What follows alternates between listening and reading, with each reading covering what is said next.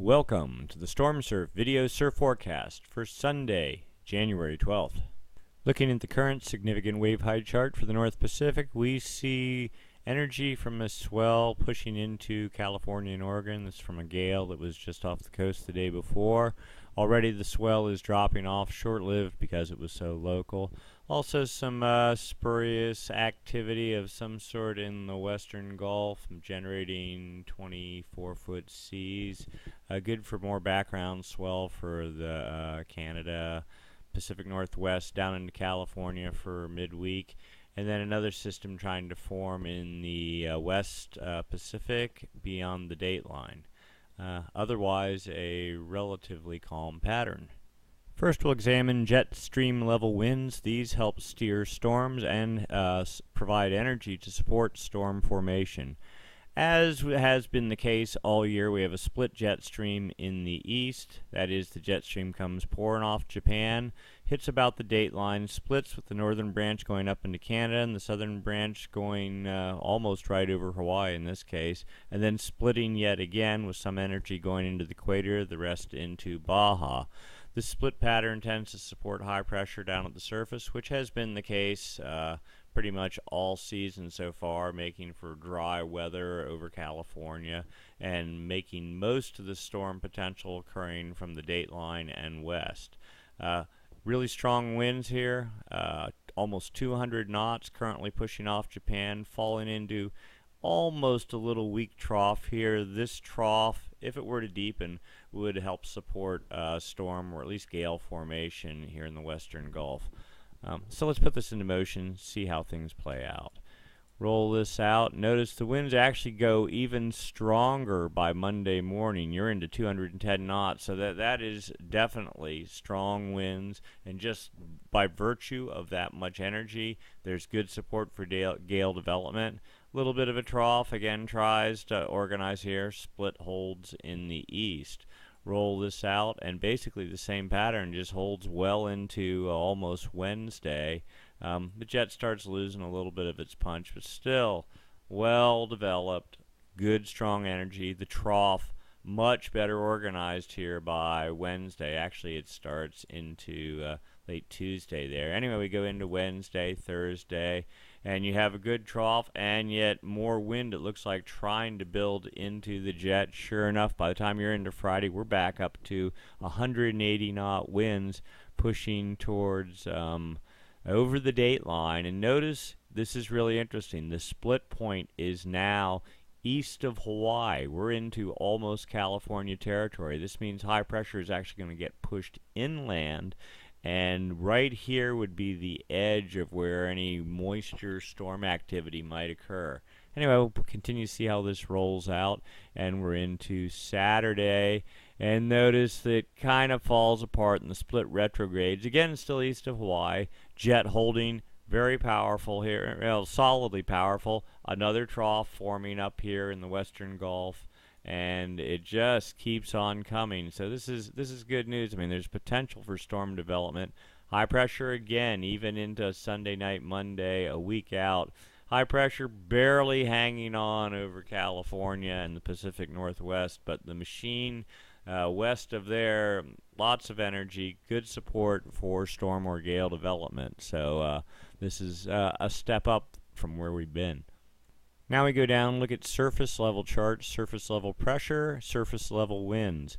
As would be expected, high pressure has a lock off California, 1032 millibars, pretty much impenetrable.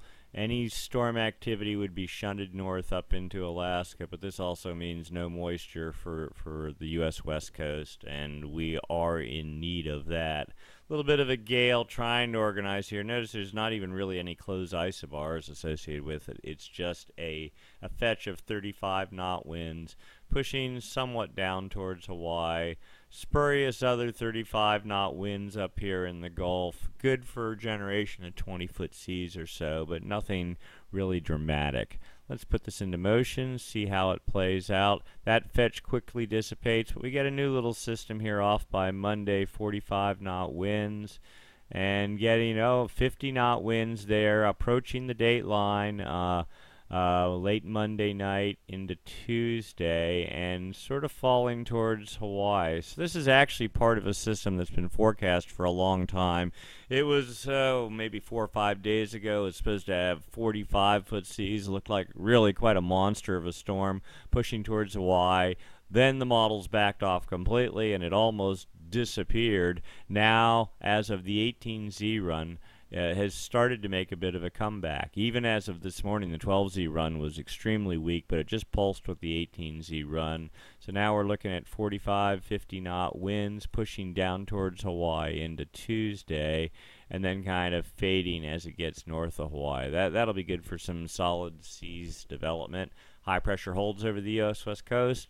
The remnants of this system try to reorganize a little bit. Let's see what happens. And they do. Here we go. By almost Friday, we're seeing a new storm. That's a little patch of 55 knot winds there developing, and it's only 1,200 miles off of Northern California. We'll put the Great Circle chart on there, pushing pretty much right up the Great Circle path. Like, 55, 60 knot winds, and pushing directly up to Central California, but in very close proximity too. And then the last second veering north. Okay, so that's good for something. And another broader system trying to organize behind that. Never quite really gets organized, but still, again, Northern California looks like the target. But let's also do this. Take a look at Hawaii, and you see there's energy. I'm going to go back a couple here.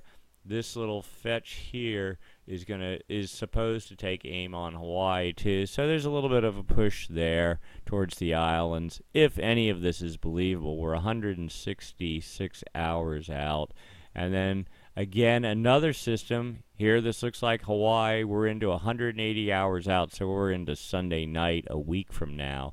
55, almost 60 knot winds again aimed at Hawaii. So lots of potential. But most of it is starting 5 days out from now. Don't know how believable any of that is, but it's a nice little tease and fun to watch.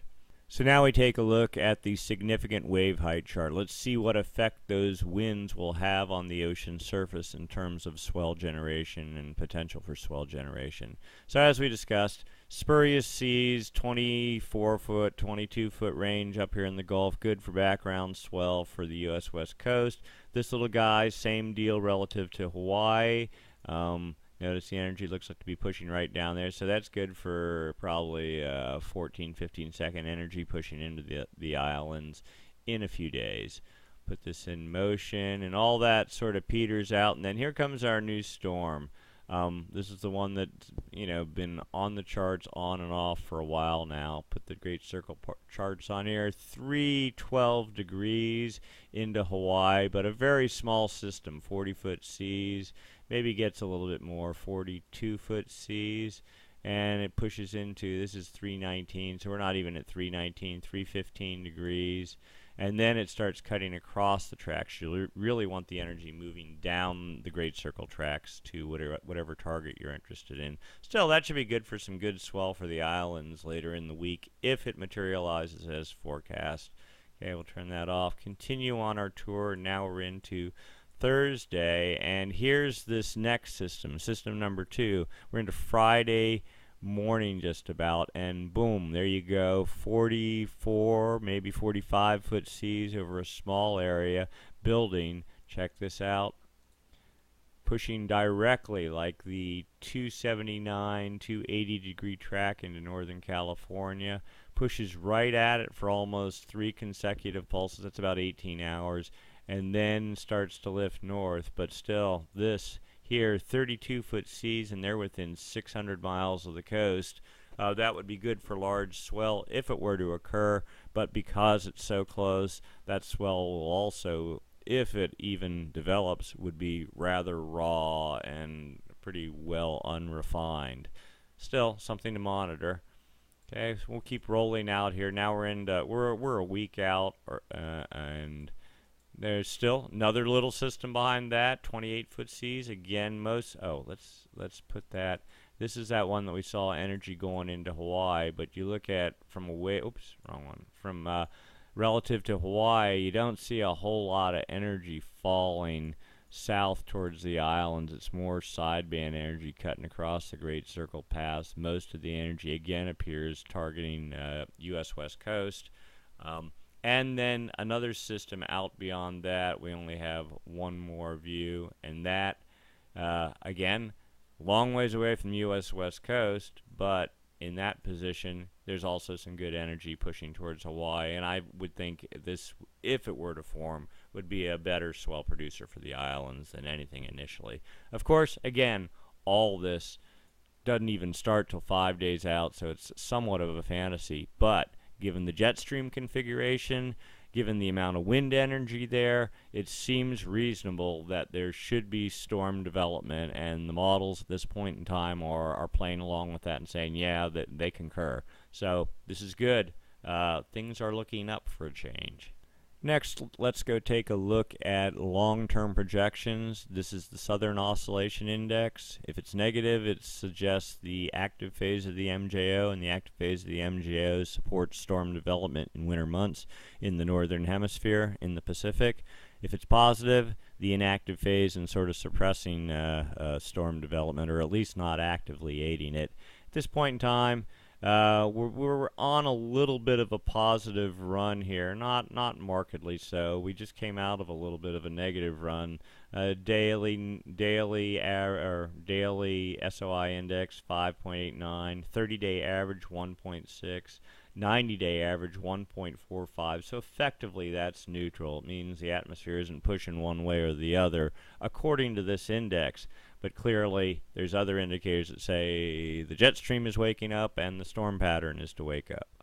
Next, we look at surface level wind anomalies. Westerly anomalies tend to suggest the westerly and neutral anomalies tend to suggest the active phase of the MJO. Easterly anomalies tend to suggest the inactive phase. Over the maritime continent, we see some westerly anomalies trying to get organized here. This is way off to the west, though. Then you have little bits of easterly anomalies here. So this might suggest the active phase of the MJO trying to get a foothold in the far west Pacific. But once you get over here towards the dateline, it looks like the inactive phase still has a toehold and is probably moving off to the east. We look east, and sure enough, there you get south of Hawaii and a little bit of easterly anomalies, nothing significant, and then neutral the rest of the way into Central America. We'll also go look a week out. Now here's what's really interesting. A week out, we have a good embedded, not fetch, but an area of westerly anomalies, strongly suggesting the active phase of the MJO, which is great. And then you have these easterly anomalies here. We're just talking about on the equator. That's all that really matters. Weak easterly anomalies, but that would suggest the inactive phase pushing out and the active phase coming in control. And then as you look further across the equatorial Pacific, it's pretty much a neutral pattern. So if this model were correct, and this is the dynamic model, if this were borne out, it would suggest that we're into a better period a week from now of enhancement for storm development. Here's a different model view, and it goes out 2 weeks. This is the statistical model, MJO model. The yellows depict the inactive phase of the MJO, the blues the active phase. So the statistical model says we're dead neutral right now, and over the next 5, 10, 15 days, the inactive phase is basically going to set up on the date line, and the active phase is just going to be all bottled up in the Indian Ocean. But then we go to our dynamic model. It says we're neutral right now, but look at this. It shows the active phase really starting to get a toehold and developing solidly over the next 15 days, with the inactive phase bottled up and pretty strong in the Indian Ocean. So two models, two basically direct opposite projections, so nothing is guaranteed at this point. It could go either way, or it could just end up being neutral, which has pretty much been the case all year. And it wouldn't surprise us if that, in fact, were the case. That rather than doing any one of these extremes, it just sort of goes, not going to do anything, stay neutral. but we'll see. The 40-day upper level model it gives us yet a longer term view. The green support is effectively the active phase, the MJO, a pattern that supports precipitation. It's suggesting some sort of weak active phase through pushing across the equatorial Pacific into about the 1st of February, and then on late January, early February, the inactive phase sort of gets a toehold. It makes its trek across the Pacific into the end of February, and at that time another active phase takes hold. So not particularly strong, but not particularly weak. So this is more of a fantasy than anything, but it suggests some sort of a steady progression, the normal cycle, a couple of weeks of active phase, a couple of weeks inactive. So nothing really eye-opening here. Next, we take a look at surface level water temperatures. This is the area where you normally see signs of El Nino or La Nina. It has, for the past 2 months now, at least December into late November, December, this has pretty much been neutral. The expanse of the warm waters here, these yellows, is decreased slightly, but not significantly. There's this little pocket of cooler water here that it's not really significant one way or the other. So basically, this is a neutral pattern. We've also been noticing this cool water here coming off of California and heading down towards the equator. This is associated with high pressure that's been in control, sort of setting up an offshore flow or north winds causing upwelling, so that's not surprising. But this is not historically a big area or anything of particular interest. This warm pocket of water here has been here for months now. It's actually looks like it's gotten a little closer to California, but probably isn't going to make it. The other thing is that warm waters that normally you see pretty cool waters off of Peru here, and it's been a little bit warmer. It appears to be cooling off some, but not significantly. The other thing is you got this mirror image, little pockets of cool water starting to show up off Africa. They're not huge, but they're a little more pronounced than they were before. So all this, looking at it, it's kind of a muddled picture. It's not saying anything strongly one way or the other.